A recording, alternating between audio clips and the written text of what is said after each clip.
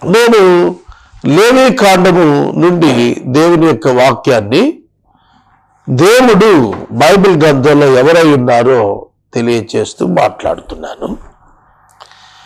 నాకెంత సంతోషంగా ఉందంటే,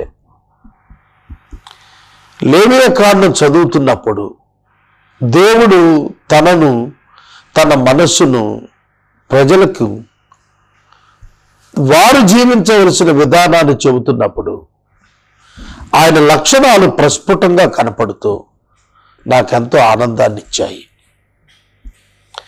మీరు కూడా ఆనందించండి. ఇట్లాంటి దేవుణ్ణి మనం కలిగి ఉన్నాము.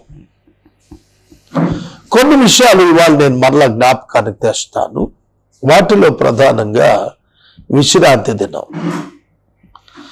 దేవుడు విశ్రాంతి దినాన్ని గురించి తెలియచేశాడు. ఐగుప్తు దేశంలో ఇశ్రాయేలీయులు ఉన్నప్పుడు విశ్రాంతి దినము లేదు. వారానికి 7 రోజులు పని చేయాల్సి వచ్చేది, విశ్రాంతి ఉండేది కాదు. వారు విశ్రాంతి కోరుకునేవారు, దొరికేది కాదు.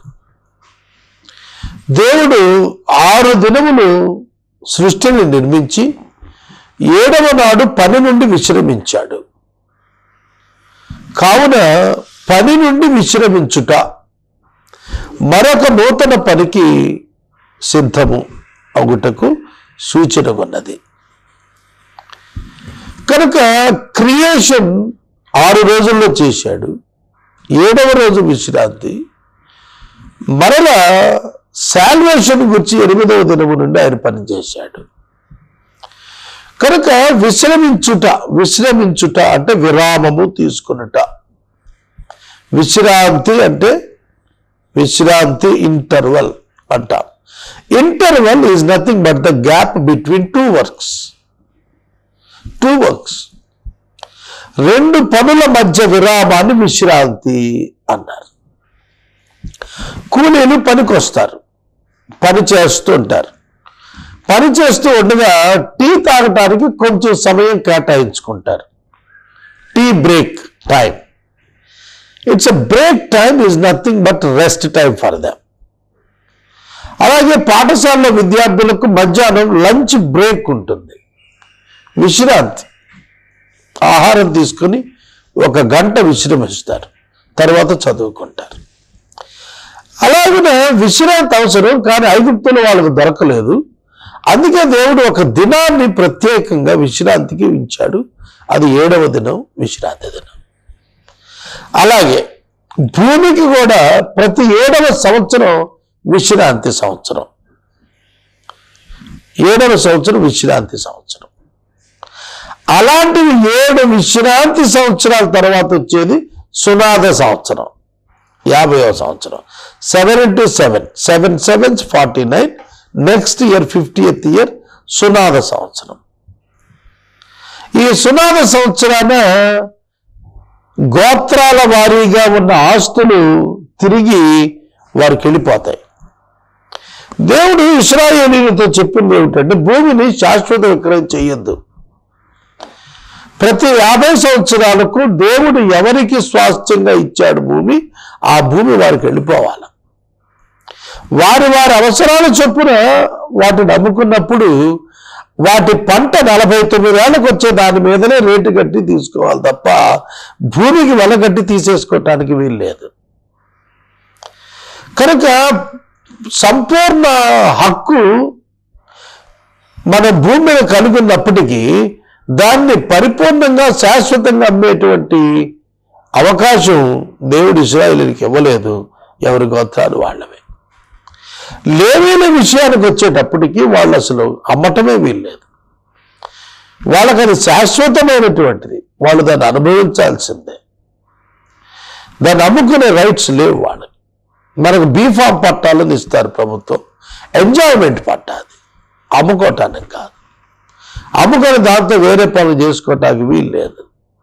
ఎంజాయ్మెంట్ పట్ట అది ప్రతి మనిషి యొక్క అవసరత, అందుకు భూమి ఇస్తున్నారు.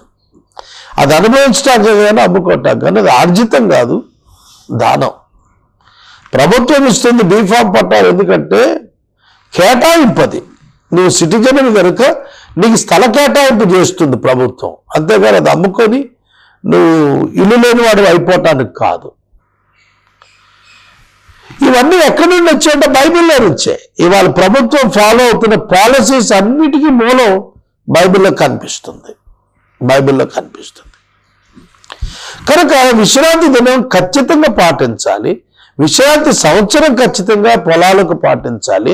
సునాద సంవత్సరం ఖచ్చితంగా వాళ్ళ ఆస్తులు వెనక్కించుకునేట్టుగా పాటించుకోవాలి. ఇది దేవుని యొక్క నీతిని కనపరుస్తున్నటువంటి కార్యక్రమం. తర్వాత ఎంప్లాయ్మెంట్. ఇవాళ మనం జీతానికి ఎంప్లాయ్మెంట్స్ తీసుకుంటున్నాము. మన సంస్థలోనో ఉద్యోగ వ్యాపారాల్లోనో పనిచేయటం కోసం కూలీలను ఏ రోజుకి ఆ రోజు భత్యం మీద తీసుకుంటాం, లేదంటే ఉద్యోగులను నెలవారీ జీతాల మీద కాంట్రాక్ట్లో తీసుకుంటాం. ఇప్పుడు వ్యవస్థ ఇది.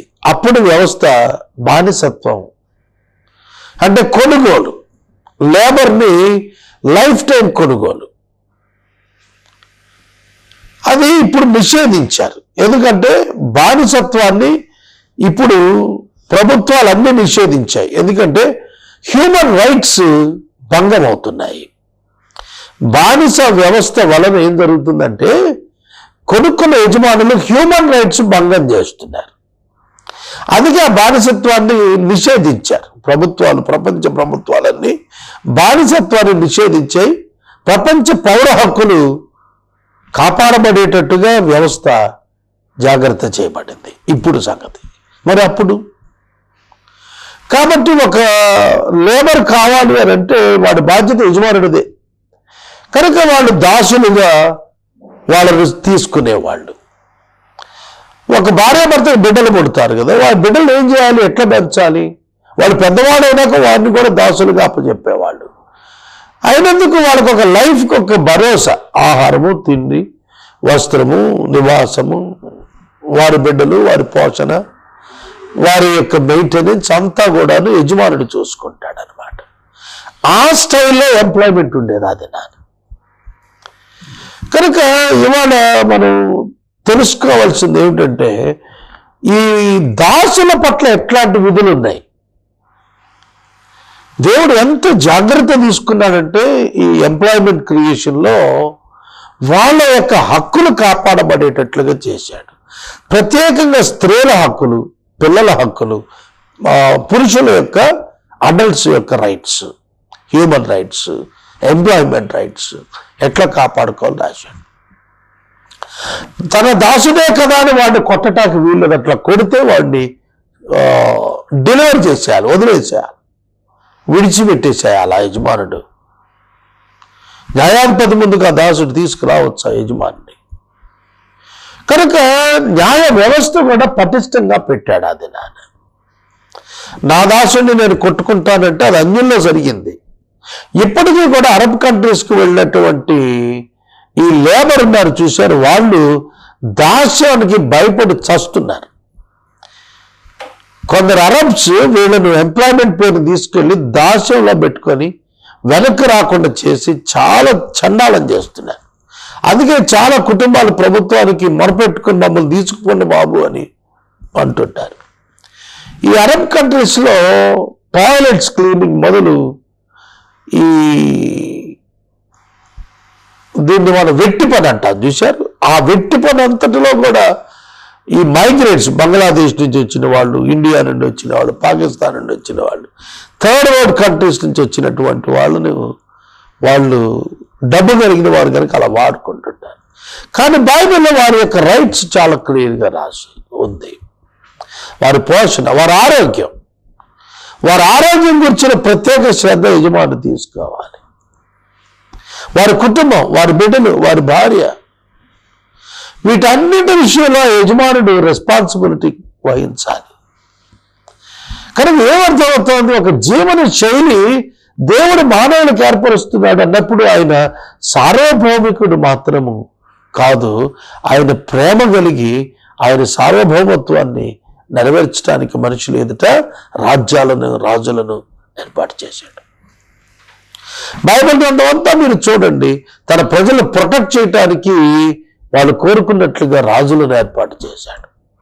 థియోక్రసీలో దేవుడే తానే న్యాయాధిపతులను పెట్టి తాను రన్ చేశాడు బైబిల్లో. కనుక human life is so important. మనుషులు జీవితాలు చాలా ప్రాముఖ్యమైనవిగా దేవుడు ఇచ్చాడు. తర్వాత ఈ జ్యుడిషియరీ సిస్టమ్స్ మనం చూస్తున్నప్పుడు అపరాధములకు పాపములకు విధించబడేటువంటి శిక్షల విషయంలో లేవీకాండం 26-23 అంటాడు, శిక్షల మూలముగా గుణపడుట. ఇవాళ ఇండియన్ పీనల్ కోడ్ కూడా అంతే, ఐపీసీ కూడా అంతే. శిక్ష మూలముగా గుణపడాలి. హెల్మెట్ పెట్టుకోకపోతే 100 రూపాయలు చలానా రాస్తాడు, లేకపోతే 500 రాస్తాడు. సీట్ బెల్ట్ పెట్టుకోకపోతే 1000 రూపాయలు రాస్తాడు. ఓవర్ స్పీడ్ డ్రైవ్ చేస్తే 2000 రాస్తాడు. ఎందుకు? నువ్వు గుణపడాలని. ఇండియన్ కాన్స్టిట్యూషన్ లేకపోతే ఇండియన్ పీనల్ కోడ్ గుణపడినట్లుగా శిక్షలు విధించింది తప్ప నశింపచేయి శిక్షలు కాదు. అందుకనే ఉరి శిక్ష రద్దుకై ఇవాళ మన దేశంలో పోరాడుతున్నాం. లైఫ్ టైం కింద కన్వర్ట్ చేయడానికి రాష్ట్రపతికి అధికారం ఉంది ఉరి శిక్షను. కనుక when we compare with the other countries like Muslim countries, బహిరంగంగా ఉరి తీస్తారు అక్కడ, మనకు అది లేదు. కంటికి కన్ను పంటికి పన్ను అక్కడ అమలు చేయటంలో వాళ్ళు అడ్వాన్స్గా ఉన్నారు. దొంగతనం చేస్తే చేతులు నరికేయటం, వ్యభిచారం చేస్తే అంగాన్ని నరికేయటం, ఏదైనా హత్య చేసిన వాడు దేశద్రోహం చేసిన వాడిని అయితే బహిరంగంగా చంపేసేయటం, ఉరి తీసేయటం, శిరచ్ఛాదనం చేసేయటం, అది పబ్లిక్ చూసేటట్టుగా. ఇక్కడ మన ఇండియా అనేది లేదు. ఎందుకంటే మన దేశం గుణపడేటట్లుగా చేసేటువంటి దేశం. శిక్షల ద్వారా గుణపడాలనేటువంటిది ఇజ్రాయేలు యొక్క సిస్టమ్ కూడా అంతే. అదే ధర్మశాస్త్రం వాళ్ళకి దేవుడిచ్చింది. ఒకవేళ పొరపాటున ఎవడైనా హత్య చేస్తే ఆశ్రయపురాలు ఇచ్చాడు దేవుడు. 3 ఆశ్రయపురాలు యోర్దానికి యువతల 3, కనాను దేశంలో 3 ఇచ్చాడు. ఎందుకంటే యోర్దాను తూర్పు భాగాన మోయాబు మైదానాల్లో ఇశ్రాయేలు 12 గోత్రాల్లో 2 గోత్రాల వారు మరియు అర్ధగోత్రం కనానుకు వెళ్ళకుండా ఇక్కడ ఆగిపోయారు. ఇది చాలా బ్యూటిఫుల్గా ఉంటుంది బైబిల్ స్టోరీ. 12 గోత్రాల వాళ్ళు వెళ్ళిపోలేదు కనాను దేశానికి. మోయాబు తూర్పు మైదానాల దగ్గర 2 గోత్రాలు మిగిలిపోయారు. రుబేనీయులు వెళ్ళటానికి ఇష్టపడలేదు, అర్ధగోత్రికులు మనస్సులు వెళ్ళటానికి ఇష్టపడలేదు. వాళ్ళు యువతల భాగాలు ఉండిపోయారు. కనుక వారికి లోపల స్వాస్థ్యాలు లేవు. కనానులో యోర్దాను యువతల భాగాన్ని వాళ్ళు స్వాధీనం చేసుకుని వాళ్ళు అక్కడ నివాసం ఉండిపోయారు.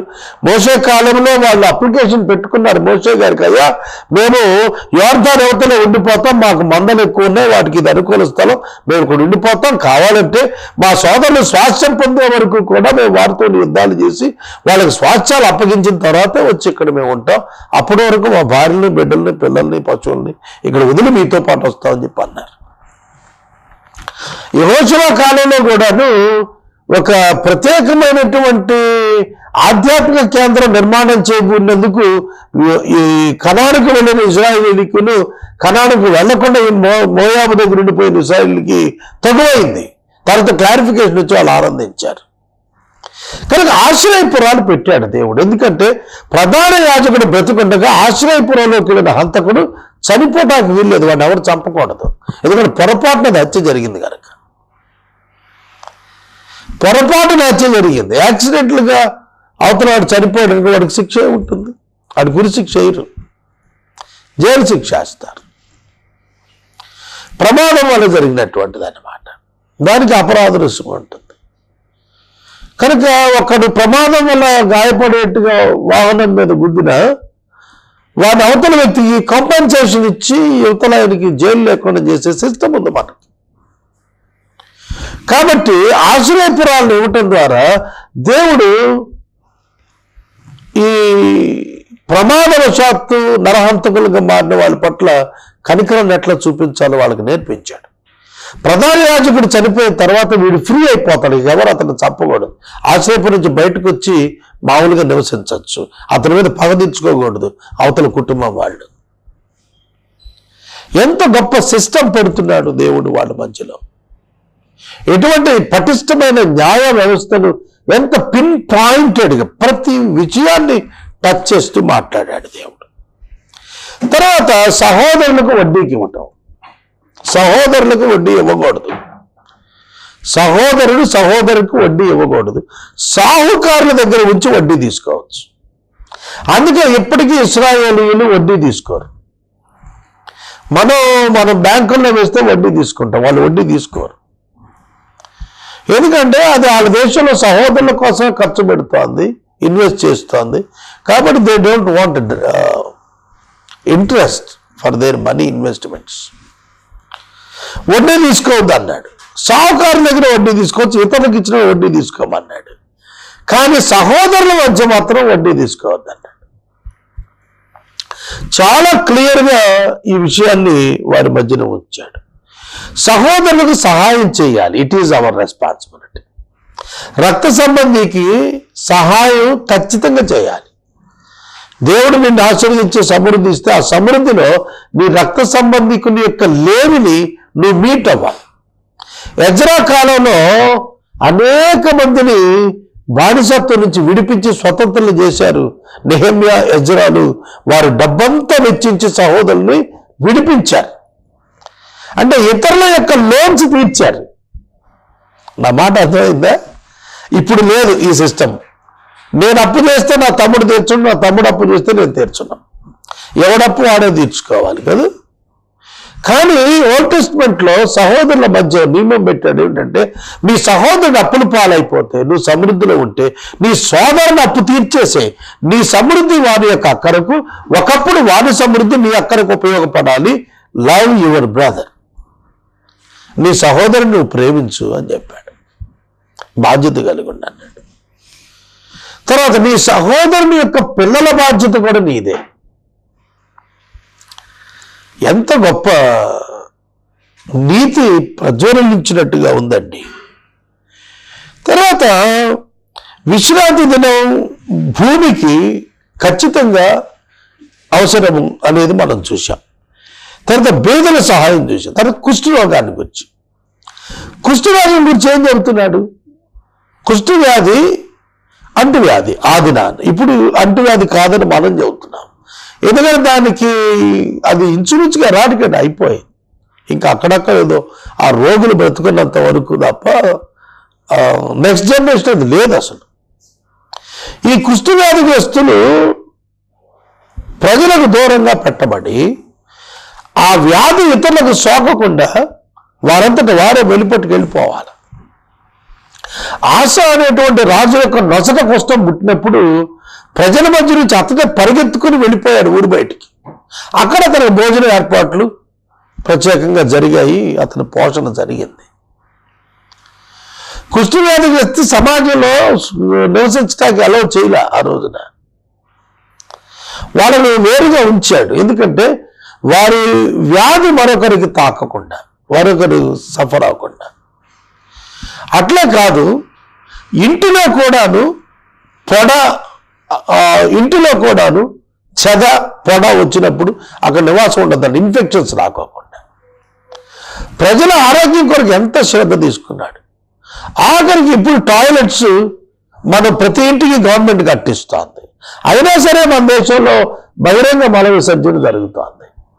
అయితే ఆనాడు ఇశ్రాయేలీయులకు చాలా స్పష్టంగా చెప్పాడు, మల విసర్జన బహిరంగ ప్రదేశంలో వెళ్ళినప్పుడు దానిని కప్పివేయమన్నాడు. తద్వారా దాని యొక్క ప్రమాదం అంటువ్యాధులు వసరకుండా కాపాడచ్చని. ఇవాళ ఎన్ని గ్రామాల్లో బహిరంగ మల విసర్జన ఉన్నదండి. దాన్ని కంట్రోల్ చేయడానికి ఎవరి వల్ల కావటం లేదు. ఇతర ఏ దేశాల్లోనూ లేదు, అది మన దేశంలోనే. దాన్ని కంట్రోల్ చేయడానికి లేదు. చాలా కుటుంబాలు ఇవాళ దాన్ని సీరియస్గా తీసుకోవటం లేదు. ఎన్ని స్లోగన్స్ రాస్తున్నారు, అయినా కూడా ఎవరు పట్టించుకోవటం లేదు. గ్రామాల్లో ఇది చాలా భయంకరంగా కనిపిస్తుంది. దాన్ని సంస్కరించడానికి చాలా అవసరం ఉన్నది. కలెక్టర్ దగ్గర ఎన్నో నిధులు ఉన్నాయి. ఎవరు టాయిలెట్ కట్టుకుంటారన్నా కూడా నో అనకుండా రిలీజ్ చేసే అంతటి డబ్బు గవర్నమెంట్ పెట్టి ఉంచింది. శానిటేషన్, తద్వారా హెల్త్ కేర్. మరి ఆ రోజుల్లో 3500 సంవత్సరాల క్రితం దేవుడు ఎంత శ్రద్ధ తీసుకున్నాడు వ్యాధులు ప్రబలకోకుండా. ఇవాళ మన గిరిజన ప్రాంతాల్లో వర్షాకాలం వచ్చిందంటే వ్యాధుల ప్రబలి కొన్ని 100 మంది చచ్చిపోతారు. ప్రివెన్షన్ ఎవరు కూడా ప్లాన్ చేయడు, ప్రివెన్షన్ ఎవరు కూడా తీసుకోరు. ఎందుకంటే రాకపోకలు బంద్ అయిపోతాయి ట్రైబల్ ఏరియాస్లో. ఆ రాకపోకలు బంద్ అయిపోయినప్పుడు అనారోగ్యంతో ఉన్నవారు రోడ్డు పాయింట్కి రావడానికి వీల్లేదు, ఆసుపత్రికి రాలేరు. వాళ్ళు వ్యాధిగ్రస్తుని మంచాల మీద వేసి మోసుకొస్తున్న గ్రామాలు అనేక ఉన్నాయి. కనుక వీటన్నింటికీ కారణమైన మూల కారణమైన స్ప్రెడింగ్ ద డిసీజ్ అనేదాన్ని కంట్రోల్ చేశాడు ఆ రోజున దేవుడు. కనుక మనం ఇంకా చూస్తున్నప్పుడు ఇటువంటి అనేకమైనటువంటి విశేషాలు లేవీయులను గురించి ప్రత్యేక విధులు ఇచ్చాడు. లేవీయులు ప్రథమ సంతతి బదులుగా దేవునికి ప్రతిష్ఠించబడినటువంటి వాడు కాబట్టి ప్రతి ప్రథమ సంతతి దేవుందే కాబట్టి దేవుడు వారిని ప్రత్యేకంగా లేవీయులను ఎంచుకున్నాడు. ప్రత్యేకంగా ఎంచుకొని వారికి శాశ్వతమైనటువంటి పోషణ బాధ్యత తానే తీసుకున్నాడు. ఎంత ఆశ్చర్యంగా ఉంటుందంటే వారు వృత్తి చేయకూడదు, ఏ పనికి వెళ్ళకూడదు, దేవుని పనే చేయాలి. మన దేవుడు నీతి న్యాయాలు కలిగిన దేవుడు. ఆ దేవుని మీరు తెలుసుకోవాలి. ఆయనే యేసుక్రీస్తు ఈ లోకానికి వచ్చాడు రక్షణ ఇవ్వటానికి, మనుషులను నరకం నుండి తప్పించడానికి ఆయన ఈ లోకానికి వచ్చాడు.